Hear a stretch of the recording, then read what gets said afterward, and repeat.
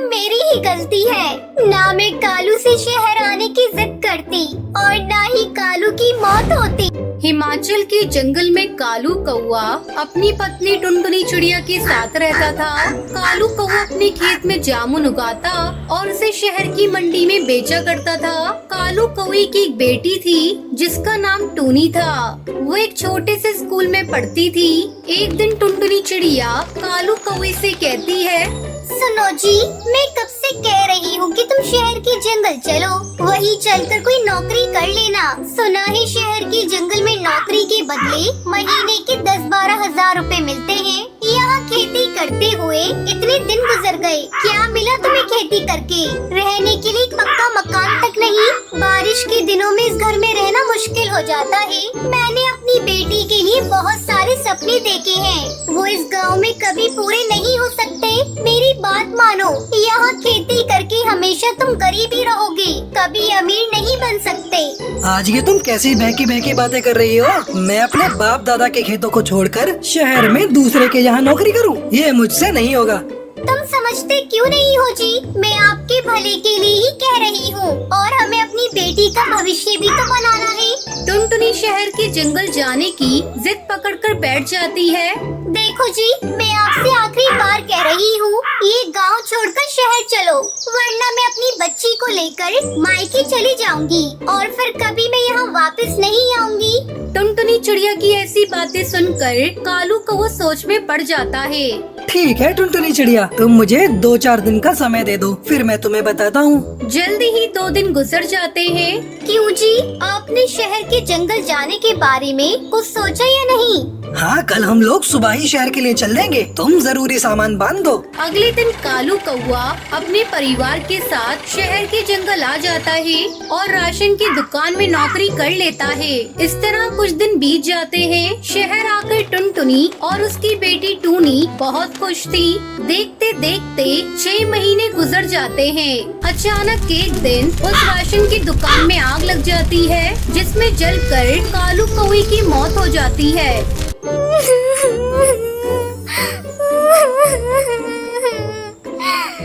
हे भगवान, ये सब मेरी ही गलती है। ना मैं कालू से शहर आने की जिद करती और ना ही कालू की मौत होती। टूनी बेटा, अब हम लोग शहर में नहीं रहेंगे, अब वापस अपने गांव चले जाएंगे।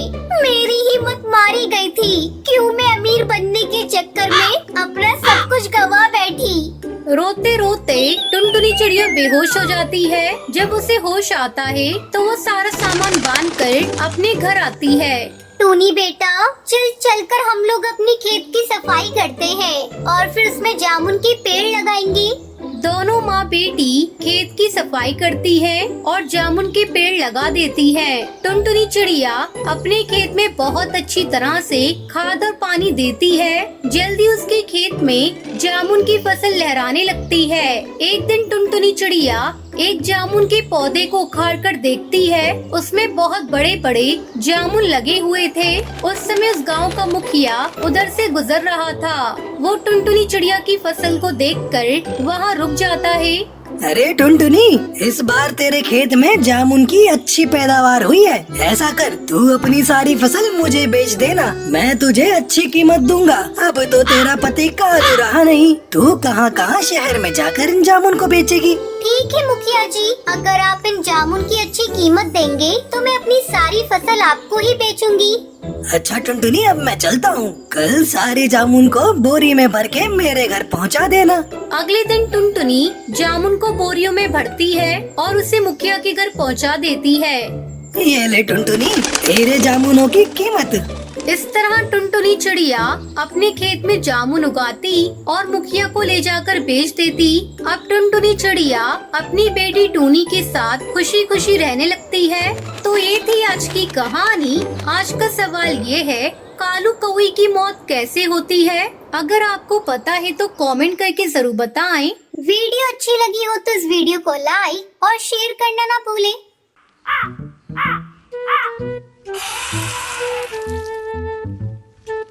कीड़ा की जंगल में टूनी चिड़िया अपनी बेटी टुनटुनी के साथ रहती थी। टूनी का एक बेटा भी था कालू।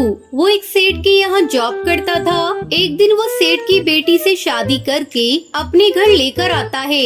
अरे बेटा, ये तू किसे लेकर घर आया है? इससे तेरा क्या रिश्ता है? माँ, ये मेरी पत्नी कलावती है, इससे मैंने शादी की है। अरे करमजली, ये तूने ये क्या किया? तुझे पता था ना कि घर में तेरी जवान बहन अभी कुंवारी बैठी है। उसके बारे में तूने कुछ नहीं सोचा। तुझे इस कलमुही से ही शादी करनी थी। तो कम से कम तू टुनटुनी की शादी होने तक ही रुक जाता। तेरी इन हरकतों की वजह से तेरी बहन से अब कौन शादी करेगा? मुझे तुझसे ये उम्मीद बिल्कुल भी नहीं थी। चला जा यहाँ से, मैं तेरा चेहरा भी नहीं देखना चाहती।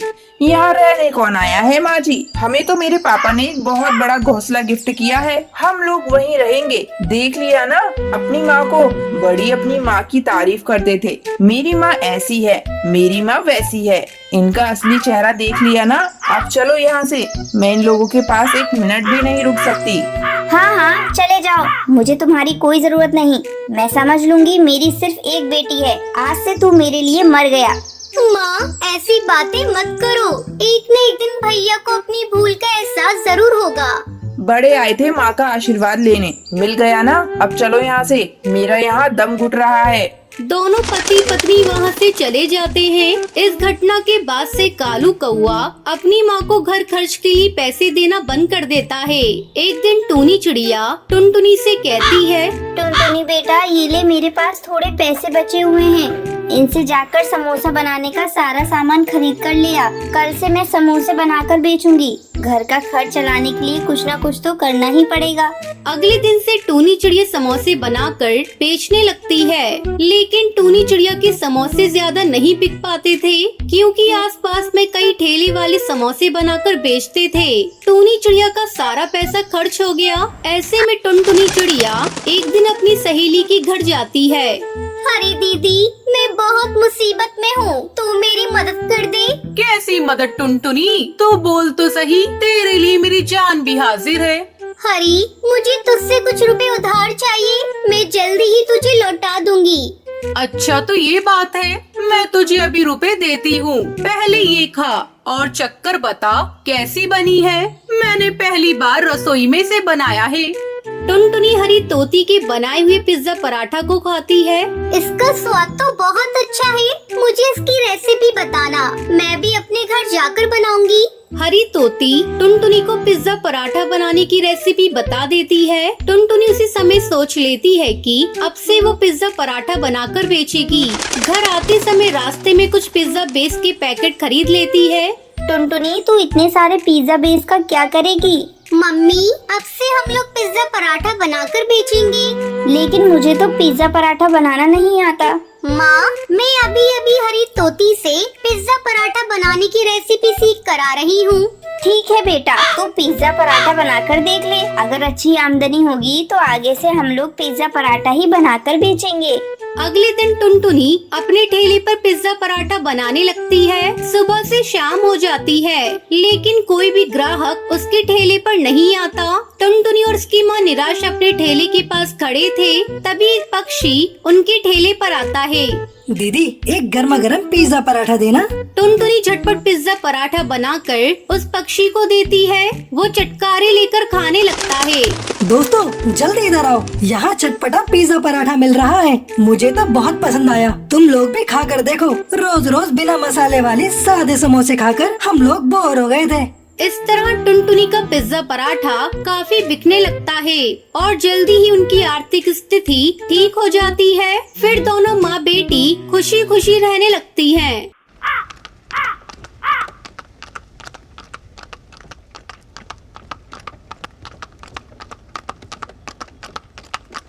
बहुत समय पहले की बात है। मथुरा के जंगल में टुनटुनी चिड़िया अपने पति कालू कौवे के साथ रहती थी। कालू कौवा शहर में नौकरी करता था। बारिश का मौसम था। जंगल में तेज बारिश हो रही थी। जंगल के सभी पक्षी अपने अपने घरों में घुसे हुए थे। एक दिन टूनी चिड़िया अपने पति हरिया तोता से कहती है, आप तो मेरी बात बिल्कुल नहीं सुनते। देख रहे हो ना कितनी तेज बारिश हो रही है और अपना घर कई जगह से टूट फूट गया है। समय रहते तुमने मरम्मत कर ली होती तो इस भयंकर बारिश में इस तरह भीगते हुए हमें रात काटनी नहीं पड़ती। सारे पक्षी अपने अपने घरों में आराम से सो रहे हैं और एक हम हैं जो इतनी रात को जाग रहे हैं। अब मुझसे और नहीं रुका जा रहा है। चलो टुनटुनी चिड़िया के घर चलते हैं। उसका घर लकड़ी का है, वो हमें अपने घर में रहने देगी। कालू कौवा मुझसे नफरत करता है। तुम बेकार में डर रहे हो। अभी कल ही मैं उसके घर गई थी। उसका पति कालू किसी काम से दिल्ली गया हुआ है, महीने भर बाद आएगा। तब तो ठीक है, चलो टुनटुनी के घर चलते हैं। टूनी चिड़िया अपने पति हरिया तोता के साथ टुनटुनी के घर जाती है। टुनटुनी बहन जल्दी दरवाजा खोलो, हमें तुमसे मदद चाहिए। हम ठंड से मरे जा रहे हैं, दरवाजा खोलो।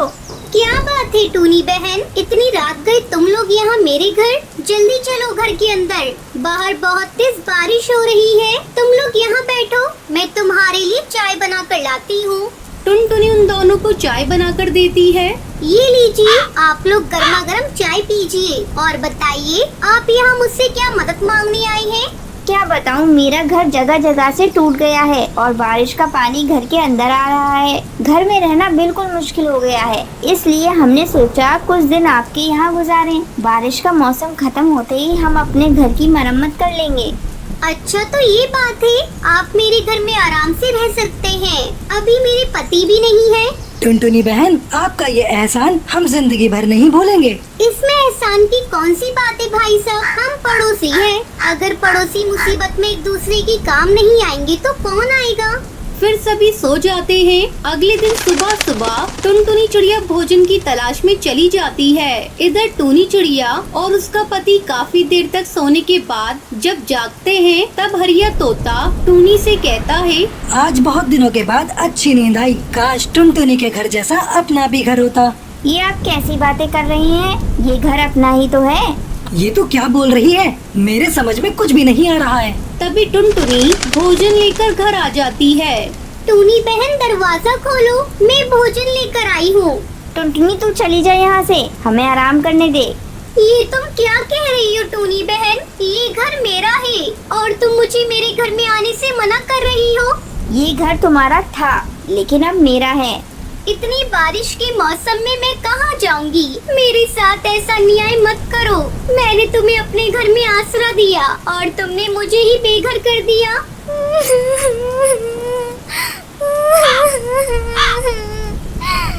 टुनटुनी रोती हुई जंगल में चली जाती है। अब मैं कहाँ जाऊँ, क्या करूँ? तभी टुनटुनी को उस जंगल में बड़े बड़े पंपकिन दिखाई देते हैं। ऐसा करती हूँ, मैं इस कद्दू में ही अपना घर बना लेती हूँ। फिर टुनटुनी चिड़िया एक बड़े से कद्दू में अपना घर बना लेती है। इस तरह कुछ दिन गुजर जाते हैं। एक दिन जब शहर से टुनटुनी का पति घर वापस लौटता है तो उसे पता चलता है कि उसकी पत्नी एक पंपकिन के घर में रह रही है। कालू कौवा टुनटुनी के पास जाता है। सुनिए जी, मैंने अपने पड़ोसियों की मदद की और उसी ने हमें बेघर कर दिया।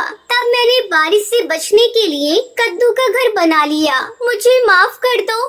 कालू कौवा अपनी पत्नी की हिम्मत देखकर खुश होता है और दोनों पति पत्नी खुशी खुशी पंपकिन के घर में रहने लगते हैं।